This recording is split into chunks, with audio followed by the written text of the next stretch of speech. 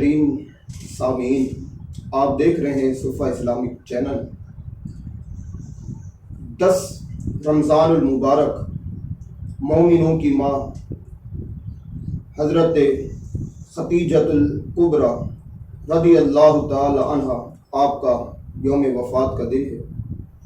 آپ رضی اللہ تعالی عنہ حضور نبی اکرم صلی اللہ علیہ وسلم سے بڑی محبت فرماتے ہیں۔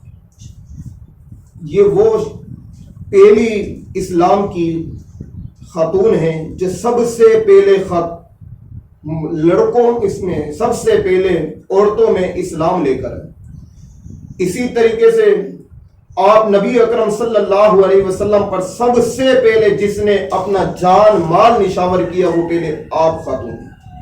تو علامہ صاحب ہمارے ساتھ موجود ہیں۔ حاضرین، علامہ صاحب سے سوال کرتے ہیں کہ سیرت خدیجۃ الکبریٰ رضی اللہ تعالی عنہا کیا ہے، اور آپ کی تعلیم ہمیں کیا پیغام دیتی ہیں، اور ہمارے گھروں میں جو مائیں بہنیں ہیں ان کے لیے آپ کی سیرت سے کیا پیغام ملتا ہے؟ حضرت اس پر کچھ علم کے موتی ہونے چاہیے آپ کو۔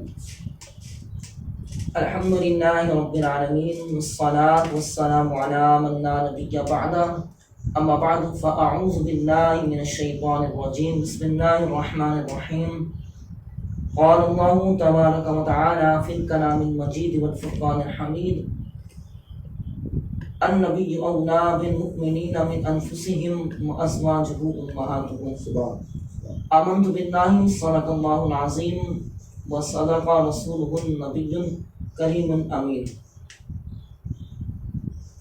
محترم سامعین و ناظرین، جس طرح ہمارے محترم علامہ صاحب نے سوال کیا، مسلمانوں کی پہلی ماں حضرت سیدنا اماں خدیجۃ الکبریٰ رضی اللہ تعالی عنہا کی سیرت مبارکہ۔